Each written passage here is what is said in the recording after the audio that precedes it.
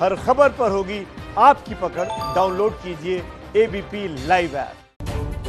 देखिए, बिहार में जल्द चुनाव होने वाले हैं और राजनीति जो है वो पूरी तरीके से गर्म है। बिहार के पूर्व डीजीपी पांडे जी, जिनकी चर्चा कुछ दिन पहले उनके बयानों की वजह से हो रही थी, वर्दी उतारकर पांडे जी राजनीति के अखाड़े में उतर रहे थे। लेकिन बीजेपी जेडीयू के गठबंधन का ऐसा दांव चला कि गुप्तेश्वर पांडे जी चुनाव से पहले ही हार गए, और हारे भी किससे? एक हवलदार से। पांडे जी इस उम्मीद में माहौल बनाए हुए थे कि चुनाव में बक्सर से विधानसभा का टिकट मिल जाएगा, लेकिन समझौते में ये सीट चली गई बीजेपी के पास और पांडे जी की उम्मीदों को चतुर्वेदी जी ने चौका लगाकर बाउंड्री से बाहर कर दिया।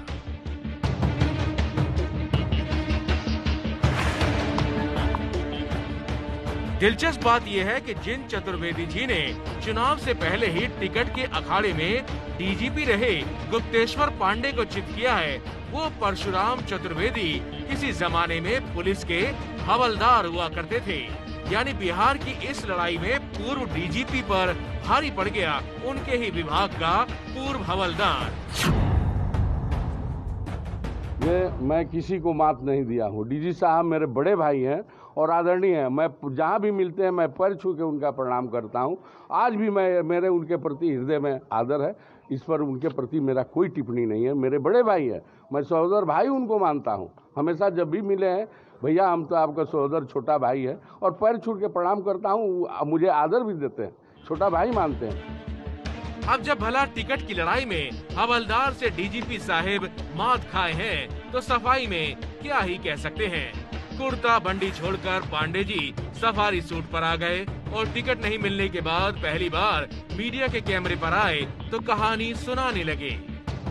बिहार के माननीय मुख्यमंत्री श्री नीतीश कुमार ने अपने दल की प्राथमिक सदस्यता हमको दिलाई, तो मैं उस सदस्य की हैसियत से अभी भी जदयू में बना हुआ हूँ, उनके पार्टी का अनुशासित सिपाही हूँ।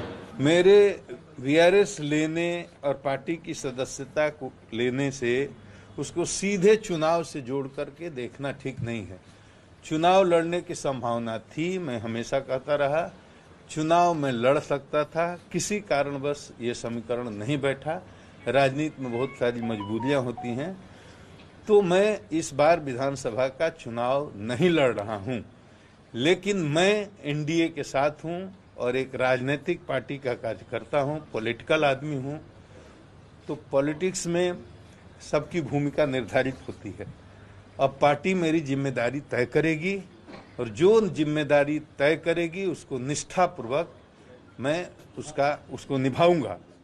जहां तक मेरे बारे में आपकी जिज्ञासा होगी, तो मेरे बारे में एनडीए के लोग सोचेंगे कि क्या करना है, मुझे अपने बारे में कुछ नहीं सोचना है।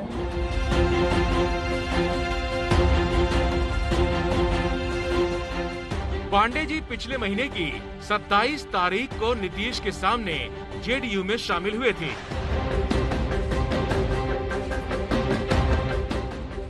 चर्चा विधानसभा चुनाव से लेकर लोकसभा के उपचुनाव में उतरने की हो रही थी।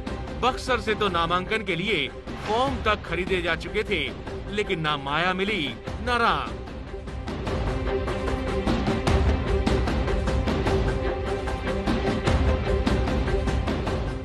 न विधानसभा का उम्मीदवार बन पाए, न ही लोकसभा के लिए रास्ता खुला। अब विधान परिषद और राज्यसभा जैसी जगहें बची है। गुप्तेश्वर पांडे को चुनाव का टिकट मिलने की उनकी हसरत इस बार तो अधूरी ही रह गई, लेकिन इसका मतलब ये नहीं है कि उनकी राजनीतिक हसरत का द एंड हो गया है।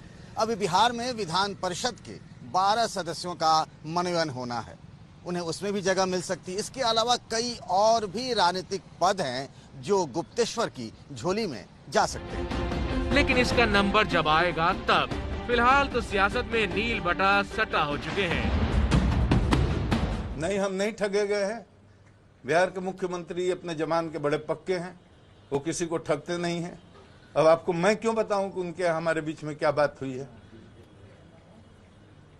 ये तो हम लोगों का निजी मामला है ना। ये आपका चुनाव लड़ेंगे। मैंने कहा था, मैं अभी भी कह रहा हूं कि राजनीति में मैं आया था इसलिए कि चुनाव लड़ूंगा। मैंने हमेशा कहा चुनाव लड़ने की प्रबल संभावना है, लेकिन दूसरी जो बात कही वो आपने नहीं सुनी, पहली बात पकड़ ली। मैंने भी कहा कि राजनीति के समीकरण ऐसा होते हैं कि कभी कभी आप जिस तरह से चाहते हैं उस तरह से चीजें मूव नहीं करती हैं, उसमें हेर फेर हो जाता है। तो ये बात समझने की है। इसमें हताशा और निराशा वाली बात तो और ठगने वाली तो कोई बात ही नहीं है। मैं उनके साथ था, उनके साथ हूँ, एनडीए के साथ हूँ। हम तो कहते हैं हमें मौका दो, हीरो बनाएंगे, माला पहनाएंगे, जिंदाबाद करेंगे।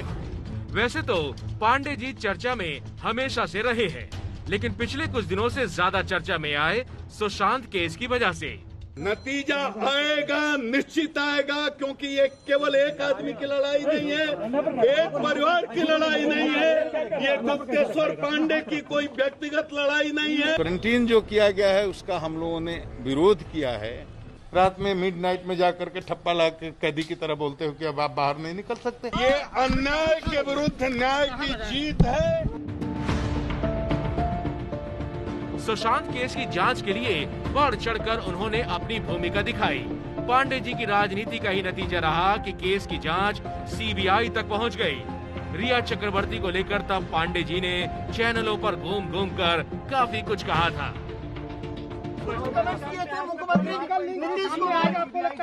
बिहार के मुख्यमंत्री पर कमेंट करने की औकात रिया चक्रवर्ती की नहीं है।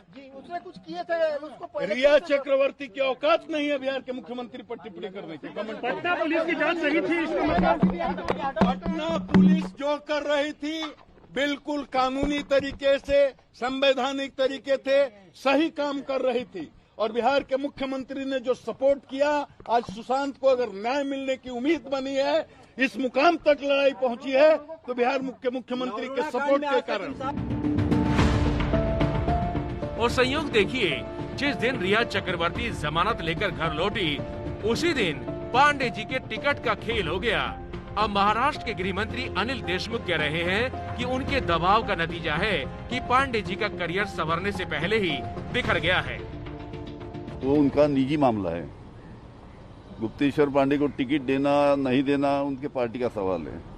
हमने सवाल किया था कि क्या भारतीय जनता पार्टी के नेता उनके प्रचार को जाएंगे, ये सवाल किया था। शायद उसके डर से उसको टिकट नहीं दिया होगा।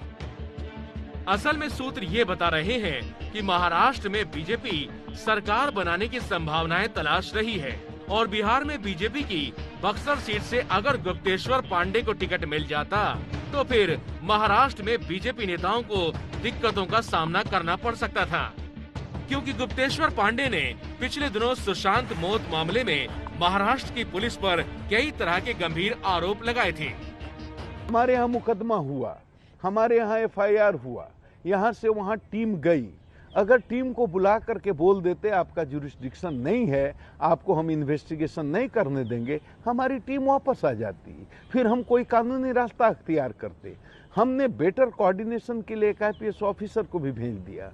अगर आईपीएस ऑफिसर को भी सुबह बुला करके वहाँ के पदाधिकारी बोलते कि हम आपको इन्वेस्टिगेशन नहीं करने देंगे, आप वापस चले जाइए, तो हम कोई कानूनी रास्ता अख्तियार करते। लेकिन जिस तरह से मध्य रात्रि में बीएमसी के अधिकारियों ने जाकर के कैदी के तरह क्वारंटीन किया, उसके बाद मैंने मोर्चा खोला और बोलना शुरू किया।